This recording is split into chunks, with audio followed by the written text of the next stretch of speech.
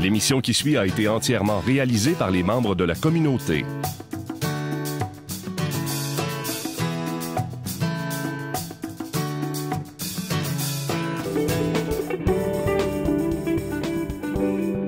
Bienvenue à l'Église de Pentecôte de Drummondville. Une église en mission.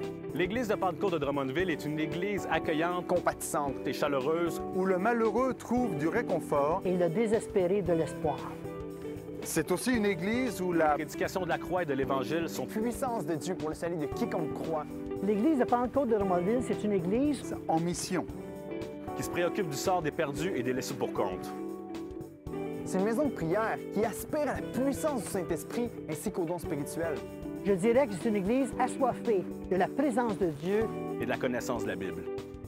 C'est une église en paix dans l'amour, le respect des uns des autres et la compassion. L'Église de Pentecôte de Drummondville, c'est une église qui va de l'avant. Grandissant et progressant dans la maturité spirituelle. Une église active où chaque membre est à l'œuvre dans le ministère pour l'avancement du règne de Dieu. Une église qui donne gloire à Dieu, qui loue et qui adore en esprit et en vérité. Soyez les bienvenus Soyez les bienvenus. Soyez les bienvenus. Soyez les bienvenus. à l'Église de Pentecôte de Drummondville. Alors, ce matin, nous sommes avec le chapitre 10 de Amour fou, intitulé « Le cœur du sujet ». On arrive là donc dans l'histoire, le cœur du sujet d'Amour fou. Et évidemment, avec le premier point, on se souvient que c'est Pâques. Et on connecte ça aussi avec la journée. Nous sommes actuellement dans ce week-end de Pâques. Et Amour fou, c'est aussi et surtout l'amour que Dieu a manifesté pour nous en donnant son Fils, afin que celui qui croit en lui ne périsse pas, mais qu'il soit sauvé. Et si quelque part on est défié, nous aussi, à aimer d'un amour fou, c'est parce que Dieu le premier nous a aimés de cet amour-là. Alors, 1 Corinthiens chapitre 15, verset 3. 1 Corinthiens 15, 3, voilà ce que l'apôtre Paul dit.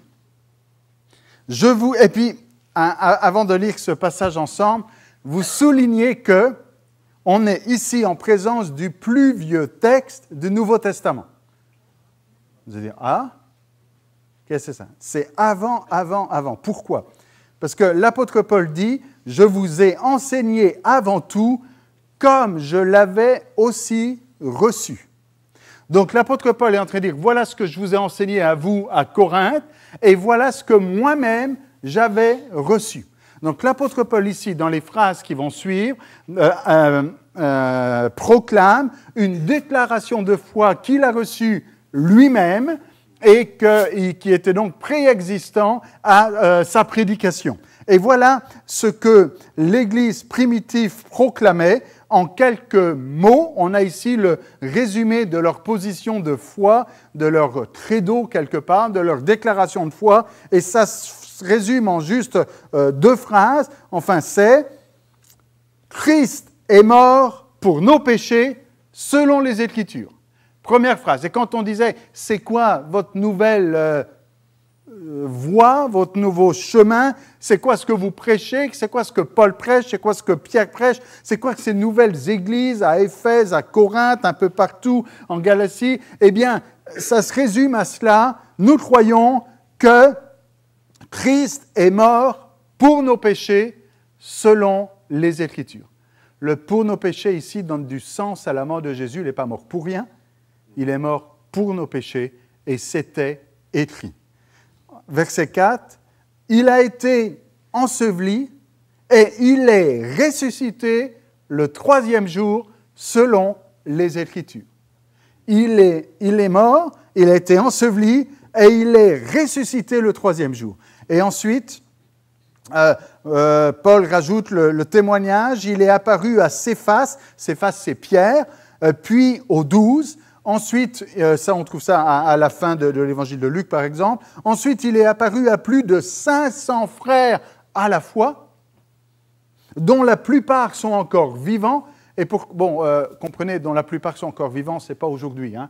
C'était à l'époque où Paul écrit aux Corinthiens. Mais quand il écrit aux Corinthiens, il dit « La plupart de ces 500 frères qui ont vu Jésus peuvent rendre témoignage que c'est vrai. » C'est pas juste à Pierre qu'il est apparu. C'est pas juste aux 12. C'est à 500 personnes à la fois, dont la plupart peuvent encore témoigner que c'est vrai. Ensuite, il est apparu à Jacques, puis à tous les apôtres. Après eux tous, il m'est apparu à moi comme à l'avorton. Et l'apôtre Paul dit ici, il est apparu à plusieurs, il est vivant. Et de la même manière que l'apôtre Paul peut dire, un jour, il est apparu à moi, il s'est manifesté à moi quand j'étais sur ce chemin de Damas. J'ai entendu une voix, j'ai vu une grande lumière, je suis tombé de mon cheval, et puis il s'est passé une expérience qui a changé ma vie. Est-ce qu'il y en a ici qui peuvent dire, mais moi aussi j'ai vécu ce genre d'affaires où il y a eu une expérience, un moment précis qui a changé ma vie. J'ai entendu Jésus m'appeler par mon nom, j'ai entendu Jésus me reconduire dans un droit chemin. Ça a été une conversion, ça a été une vie nouvelle depuis ce jour-là. Jésus m'est apparu. Oui? Il y a des témoins quelque part ici de la résurrection qui peuvent dire, c'est pas juste les apôtres autrefois qui ont été témoins de la résurrection parce qu'ils l'ont vu physiquement, parce qu'ils ont vu, comprenez qu'ils l'ont vu physiquement. Sur le chemin d'Emmaüs, il y en a 2 qui marchaient avec Jésus et ne l'ont même pas reconnu. Allô? Vous l'auriez reconnu, vous? Vous allez dire, je ne sais pas trop à quoi il ressemble. Mais en tout cas, ils connaissaient Jésus. Et ils marchent avec lui, ils ne l'ont pas reconnu. Et c'est au moment où il va rompre le pain, eh bien que là, leurs yeux vont s'ouvrir et qu'ils vont reconnaître Jésus. Et quand Thomas, on vient lui dire que Jésus était là, Thomas ne le croit pas. Il dit, non, comment ça? Jésus, vraiment? Il dit, moi, si je ne mets pas mes mains dans les marques des clous, je ne croirai pas. Et une semaine plus tard, Jésus apparaît de nouveau aux disciples et il s'adresse à Thomas particulièrement. Et aujourd'hui, nous, on n'a peut-être pas vécu les mêmes expériences que les apôtres, les disciples en ce temps-là, ou les 500 qui ont vu Jésus ressusciter. Mais d'une certaine manière, nous sommes nous aussi les témoins de la résurrection. Et nous pouvons dire à ceux qui nous entourent, Jésus est vivant, non pas parce que quelqu'un me l'a dit. Vous avez noté les 2 disciples sur le chemin d'Emmaüs, on dit, ah oui, il y a bien des femmes qui disent qu'il est vivant. Des femmes.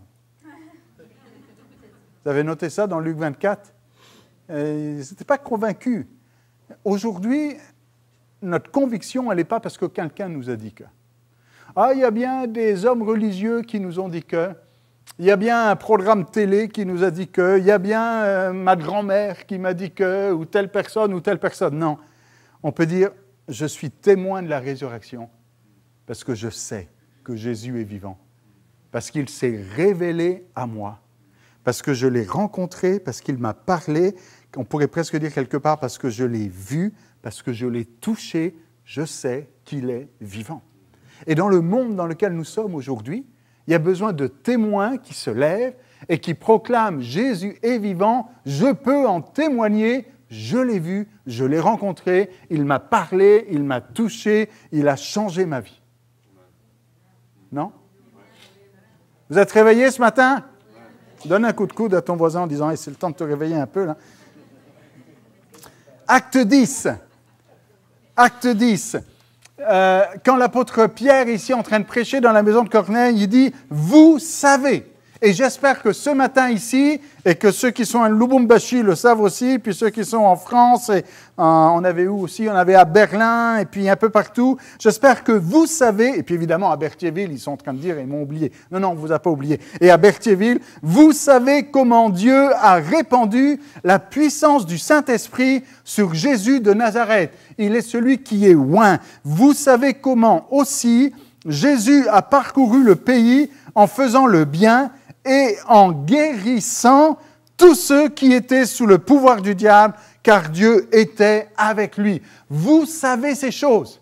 Est-ce que vous le savez? Vous savez que quand Jésus passait dans un village, il guérissait tous les malades, il chassait les démons, parce que Dieu était avec lui, parce que la puissance du Saint-Esprit était sur lui. Et l'apôtre Pierre dit au verset 39, nous sommes témoins. Et si Pierre peut dire « nous sommes témoins », vous aussi, vous êtes témoins de quelque chose, non? Est-ce que vous pouvez dire « moi aussi, je suis témoin que Jésus guérit, que Jésus sauve, que Jésus libère tous ceux qui sont sous l'emprise du diable, que Jésus agit aujourd'hui encore, qu'il est vivant. Nous sommes témoins de tout ce qu'il a fait dans le pays des Juifs et à Jérusalem. On l'a fait mourir en le clouant sur la croix, mais Dieu lui a rendu la vie le 3e jour. On l'a fait mourir, oui, mais il est ressuscité, il est vivant. Tout le message de Pâques est là. On a essayé de le faire taire, on a essayé de l'arrêter, on l'a fait mourir, mais il est vivant et Dieu lui a rendu la vie et lui a donné d'apparaître, non à tout le peuple, mais à nous que Dieu a choisi d'avance comme témoins. Nous avons mangé et bu avec lui après que Dieu l'a relevé d'entre les morts. Et Dieu a fait en sorte que Jésus vienne et nous parle et nous avons vu ces choses. Et non seulement nous l'avons vu, mais l'apôtre Pierre continue au verset 42 en disant « Il nous a commandé de prêcher au peuple et d'attester ». Et de la même manière aujourd'hui, vous avez le même mandat que l'apôtre Pierre. Vous pouvez dire « Je suis témoin de sa résurrection, je sais qu'il est vivant, il m'est apparu, il a changé ma vie ». Mais il vous a commandé aussi d'aller et de prêcher cette bonne nouvelle, d'aller et de proclamer cette bonne nouvelle. Il nous a commandé, dit l'apôtre Pierre, de prêcher au peuple et d'attester qu'il est celui que Dieu a établi pour juger les vivants et les morts. Tous les prophètes ont parlé de lui, ça c'est le selon les Écritures, en disant que quiconque croit en lui reçoit le pardon de ses péchés par le pouvoir de son nom. Et le message est toujours le même aujourd'hui encore. Même si ça fait plusieurs dizaines et plusieurs milliers d'années, eh bien, le message est le même. Celui qui croit en lui reçoit le pardon de ses péchés par le pouvoir du nom de Jésus, au nom de Jésus. Parce que Jésus est mort pour nos péchés selon les Écritures, il a été enseveli et il est ressuscité selon les Écritures. Ça, c'est le message de Pâques. C'est l'amour fou que Dieu a manifesté pour nous. C'est l'amour fou que Dieu nous a témoigné alors qu'on était des pécheurs, qu'on était misérables. Il est mort pour nous. Et l'apôtre Paul va jusqu'à dire aux Romains, Dieu a prouvé son amour pour nous. En ce que, lorsque nous étions encore des pécheurs, Christ est mort pour nous. Alors, j'espère que ce matin, ou cet après-midi pour ceux qui sont en Europe, que personne n'est dans le mode en disant « Est-ce que Dieu m'aime ?» Pâques est la preuve ultime que Dieu t'aime. Et c'est parce qu'il t'aime qu'il est allé jusqu'au bout et qu'il est allé jusqu'à la mort de la croix par amour pour toi, afin que celui qui mettra sa foi en lui ne périsse pas. Et ce matin encore, c'est une bonne nouvelle. Il t'aime, il l'a montré, il l'a prouvé. Et maintenant, la question, c'est est-ce que nous l'aimons? Quelle est notre réponse? Qu'est-ce qu'on répond à un amour aussi grand que celui de Dieu? Et c'est la deuxième partie, la deuxième partie de ce message, prendre à cœur. Il y en a beaucoup aujourd'hui qui célèbrent Pâques, mais qui ne prennent pas à cœur Pâques. Il y en a beaucoup qui vont parler de Jésus, mais qui ne prennent pas à cœur ce que Jésus a fait. Est-ce que vous me suivez? Quand on est dans un mode superficiel, même si ça reste religieux, on peut être dans une pratique religieuse sans prendre à cœur. Ça vous est déjà arrivé d'aller à l'église, puis votre cœur n'y était pas?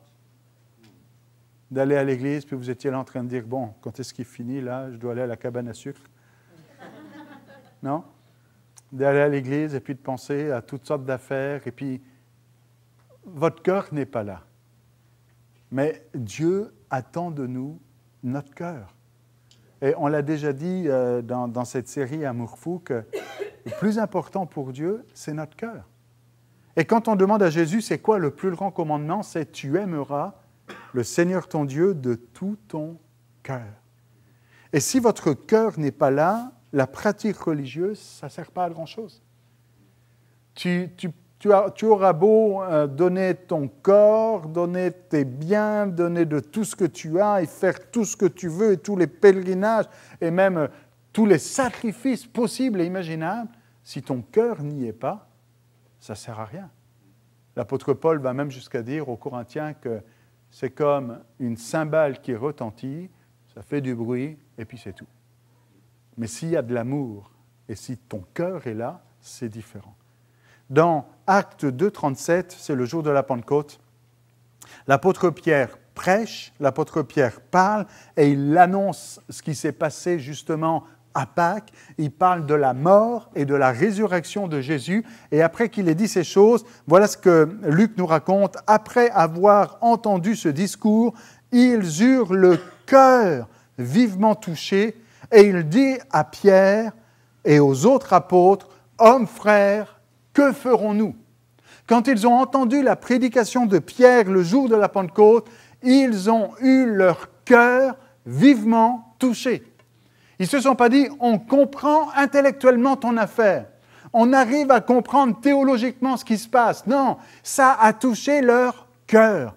Et la bonne nouvelle, l'Évangile, n'est pas quelque chose qui doit simplement rester d'une manière intellectuelle, ça doit venir toucher notre cœur et qu'on prenne ces choses à cœur. Et non seulement ils ont eu leur cœur touché, que la corde sensible ici a été atteinte et que quelque part ils ont été touchés dans leurs émotions, mais pas seulement dire « Ah, on a vécu un moment émotif fort ». Non, ils posent cette question aux apôtres « Que ferons-nous » Ça amène à faire quelque chose. Pas simplement être touché dans son cœur en disant « Ah, je suis allé à l'église, j'ai été touché, j'ai été visité, ça m'a fait du bien, j'ai tremblé, j'ai vibré, j'ai chauffé, j'ai tout ce que vous voulez, j'ai rougi, j'ai changé de couleur, j'ai été décoiffé. » Enfin bon, des fois, il se passe des affaires bizarres. Rassurez-vous, ce n'est pas comme ça à l'église de Pentecôte de Drummondville. Mais en tout cas, on peut vivre quelque chose intense au niveau émotionnel, mais ça ne suffit pas. Et après ? Ah ben après, ça s'est calmé.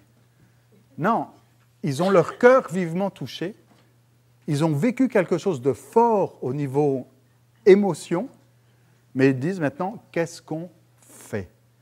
D'une manière plus pragmatique, pas simplement mes émotions sont touchées, mais mon agir, qu'est-ce que je dois faire maintenant ? Qu'est-ce que je dois faire pour répondre à cet appel ? Et pourquoi est-ce qu'ils veulent faire ? Parce qu'ils prennent à cœur. Ils ne se contentent pas de dire « on a été touchés par le message », mais ils prennent ce message au sérieux et ils se disent maintenant « qu'est-ce qu'on doit faire ?» Dans Actes 7, 54, c'est le contraire. Quand c'est Étienne là qui parle, il est dit « en entendant ces paroles, ils étaient furieux dans leur cœur et ils grinçaient des dents contre lui. » Je ne sais pas si ça peut arriver que il y en a qui, entendant le message à l'église de Pentecôte de Drummondville, soient furieux dans leur cœur et grincent des dents contre le pasteur. Quelqu'un est en train de dire « Ah, c'est ça que j'entends là, à côté ?» Non, non. Et comprenez qu'il peut se passer quelque chose dans le cœur et le message ne laisse jamais indifférent.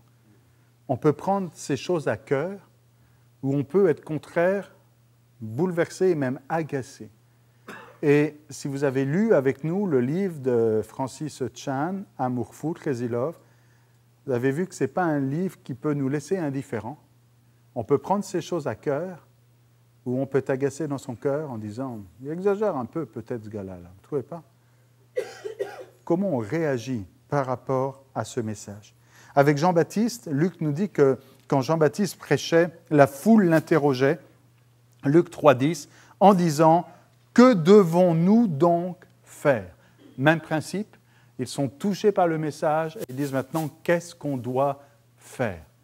Et la foi, la vie chrétienne, ce n'est pas simplement avoir un sentiment, ce n'est pas simplement aimer, et on en a parlé dimanche passé, aimer, ce n'est pas simplement une belle intention et avoir de belles paroles, mais ça doit arriver à être en action. Et que devons-nous faire ? Quelles sont les actions qu'on doit prendre ? Dans Jean chapitre 2, verset 5, c'est à Cana, il y a un mariage ici, puis la mère de Jésus, Marie, dit aux serviteurs « Faites tout ce qu'il vous dira ». Et cette parole, qui est faite ici dans une circonstance, et on comprend que s'ils ne font pas tout ce que Jésus dit, il n'y a pas de miracle. Mais s'ils font tout ce que Jésus dit, le miracle prend place. Et c'est vrai aujourd'hui encore. Faites tout ce qu'il vous dira. Et j'aimerais vous répéter ces paroles de Marie comme si vous pouvez les prendre comme étant pour vous et vous dire, faites tout ce que Jésus vous dira. Non pas ce que le pasteur vous dira ou ce que le frère un tel vous dira, mais faites tout ce que Jésus vous dira de faire. Nous sommes appelés à faire.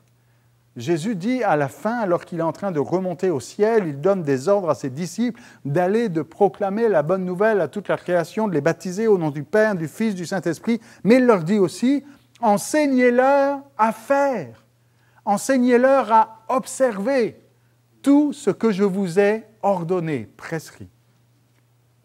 Philippiens 2,12, l'apôtre Paul dit à cette église de la ville de Philippe, « Ainsi, mes frères, comme vous avez toujours obéi, mettez en œuvre votre salut avec crainte et tremblement, non seulement comme en ma présence, mais bien plus encore maintenant que je suis absent. » Et il parle d'obéissance et de mise en œuvre. Alors, je continue avec Philippiens. L'apôtre Paul dit toujours aux Philippiens, chapitre 3, verset 10, donc un peu plus loin, il dit « Ainsi je connaîtrai Christ et la puissance de sa résurrection. » Alors que nous sommes à Pâques aujourd'hui, est-ce que vous connaissez Jésus? On veut dire, qui ne connaît pas Jésus? C'est un nom qu'on a entendu. On est en 2013 après Jésus-Christ. Donc, chaque fois qu'on parle d'une date, on est obligé de faire référence à Jésus. Mais l'apôtre Paul dit ici aux Philippiens, « Je connais Jésus et je connais aussi, il faut que je parle plus fort, et je connais aussi, pour que vous m'écoutiez, et je connais aussi la puissance de sa résurrection. » Et alors que nous célébrons Pâques, connaissez-vous la puissance de sa résurrection? Est-ce qu'on réalise que sa résurrection, c'est puissant? Et ça a des conséquences pour nous, des conséquences puissantes. Ce n'est pas juste une histoire, ce n'est pas juste un événement qu'on raconte et on dit « Waouh, ça c'est une belle histoire ». Il y a une puissance dans la résurrection. Et l'apôtre Paul dit « Je connaîtrai la puissance de sa résurrection et la communion de ses souffrances. » On dit « Est-ce qu'on est obligé de connaître ça ?» Connaître la puissance de sa résurrection, ça c'est vendeur. Hein? On est tous d'accord pour connaître la puissance de la résurrection de Jésus, mais connaître aussi la communion de ses souffrances à la croix. Vous avez envie de souffrir avec lui? Non? C'est pour les autres, ça. Hein? Non? Oui? Vous dites, qu'est-ce qu'il faut dire, là? En tout cas, l'apôtre Paul, lui, il dit, moi, je vais connaître Jésus, et connaître Jésus, c'est connaître la puissance de sa résurrection, mais c'est aussi souffrir avec lui, la communion de ses souffrances, en devenant conforme à lui dans sa mort, pour parvenir, si je puis, à la résurrection d'entre les morts. Et Paul ici parle d'une identification, je meurs avec Jésus et je ressuscite avec lui. Et il dit, ce n'est pas que j'ai déjà remporté le prix ou que j'ai déjà atteint la perfection. Et rassurez-vous, on est plusieurs ici à dire, c'est vrai, on n'a pas encore atteint la perfection, mais je cours pour tâcher de le saisir, puisque moi aussi, j'ai été saisi par Jésus-Christ. Frère, je ne pense pas l'avoir saisi, mais je fais une chose. Oubliant ce qui est en arrière et me portant vers ce qui est en avant. Et je vais juste insister là-dessus. Ça paraît tout simple comme phrase, mais apparemment, c'est très difficile à faire. Est-ce que vous arrivez à oublier facilement ce qui est en arrière? Il y en a qui vont dire, je ne me souviens même plus ce que vous avez prêché dimanche passé, donc j'oublie vite. Mais pas seulement ça, mais le mal qu'on vous a fait, il y a 15 jours, il y a 1 mois, il y a 5 ans, il y a 10 ans, il y a 20 ans, il y a 30 ans. Vous avez remarqué que des fois, quand il y a des événements douloureux qui sont en arrière de nous, eh bien, on a du mal à les oublier. Et du coup, ça nous empêche d'avancer. Et l'apôtre Paul dit, pour avancer, il y a des choses qu'il faut lâcher, qu'il faut oublier. Oublier ce qui est en arrière et en me portant vers ce qui est en avant, et on en a parlé dimanche passé, en avant il y a ce qu'il y a de meilleur, au-delà même de cette vie sur la terre. Je cours vers le but pour remporter le prix de la vocation céleste de Dieu en Jésus-Christ. L'apôtre Jean dit dans Jean 14, 15, « Si vous m'aimez », enfin, il parle de Jésus ici, évidemment, c'est Jésus qui parle, qui dit « Si vous m'aimez, gardez mes commandements ». Alors, si nous l'aimons ce matin, sachons garder ses commandements. La Fontaine, 2 Timothée 4, 7, l'apôtre Paul dit « J'ai combattu le bon combat, j'ai achevé la course, j'ai gardé la foi. » Alors, le Seigneur attend de nous déjà qu'on garde la foi, qu'on ne perde pas la foi. Notre première mission, c'est de garder la foi. Et si quelqu'un avait autrefois une foi plus forte, plus vaillante qu'aujourd'hui, eh bien, c'est ta responsabilité d'entretenir, d'alimenter, de ne pas perdre la foi, mais de la garder. Et pas seulement de garder la foi, mais aussi d'achever la course. Quand tu démarres quelque chose, il y en a qui ont été baptisés et qui n'ont pas achevé. Quand tu démarres quelque chose, va jusqu'au bout. Achève la course, achève le mandat que Dieu t'a donné. Et j'ai combattu le bon combat. Quand on prend les choses à cœur, on est prêt à se battre pour les gens qu'on aime. Non? Est-ce que vous êtes prêts, vous, à vous battre et à mettre toute votre force, votre énergie pour les gens que vous aimez? Pour les gens qu'on n'aime pas, on va dire « Oh, il se débrouillera. Hein? » Mais pour les gens qu'on aime, on ne peut pas laisser faire. Et on se sent obligé d'agir. Et quand on prend les choses à cœur, quand on prend le royaume de Dieu à cœur, on ne peut pas rester sans se battre. Ça va nous amener à être combatifs, à combattre le bon combat, parce qu'on prend ces choses à cœur. Et je reviens, oui, il est là le verset que je cherchais tout à l'heure. Dans Matthieu, je conclus avec ce verset-là, Matthieu 25, 21. Son maître lui dit, « C'est bien, bon et fidèle serviteur, tu as été fidèle en peu de choses, je te confierai beaucoup, entre dans la joie de ton maître. » Alors un amour fou, c'est l'amour de Dieu manifesté pour nous et on le célèbre à la Pâque. Il est mort, il est ressuscité. Mais c'est aussi en ce qui nous concerne maintenant, est-ce qu'on prend ces choses à cœur? Et quand on prend ces choses à cœur, quand on prend l'amour de Dieu à cœur, quand on prend ce qu'il attend de nous à cœur, on va être prêt à mettre toute notre force, toute notre énergie, tout notre cœur, tout notre amour, toute notre passion, parce qu'on prend ces choses à cœur, et à être fidèle dans ce qu'il nous demande. Il nous demande, d'aller, alors je vais. Il me demande de faire ceci, alors je le fais. Et pour l'entendre un jour me dire, c'est bien,